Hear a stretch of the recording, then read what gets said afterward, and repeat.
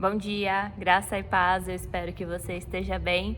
Começamos mais uma semana e a gente começa então mais um Falando de Coisas Boas.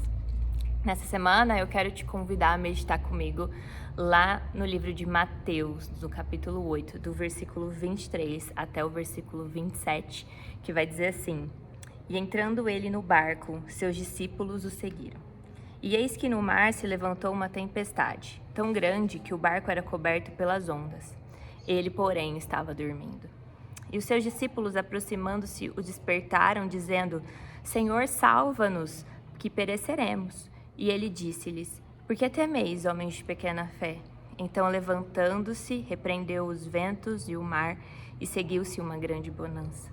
E aqueles homens se maravilharam, dizendo: Que homem é este, que até os ventos e o mar lhe obedecem? Essa semana, então, eu quero conversar com você sobre Jesus e as tempestades. E a gente vai conversar sobre 3 coisas que esse texto nos ensina.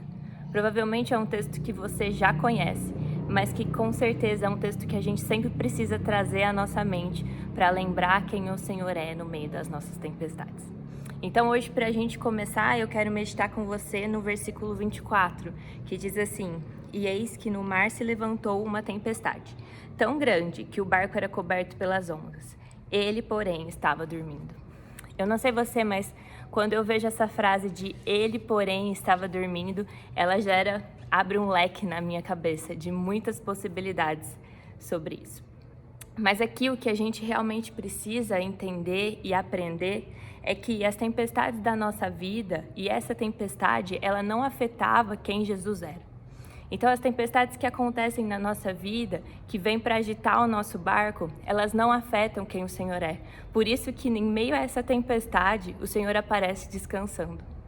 Sabe, muitas vezes a gente se encontra dessa forma, em meio a uma tempestade, onde as ondas parecem que vão afundar o nosso barco, onde os ventos são muito fortes.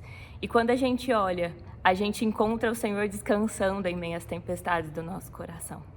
Mas o que ele quer dizer é que essa tempestade e esse descanso do Senhor não é um desprezo, não é porque o Senhor não se preocupa com a sua tempestade, mas esse descanso do Senhor é porque essa tempestade, essa agitação, ela não afeta de nenhum modo quem o Senhor é, não muda quem Ele é.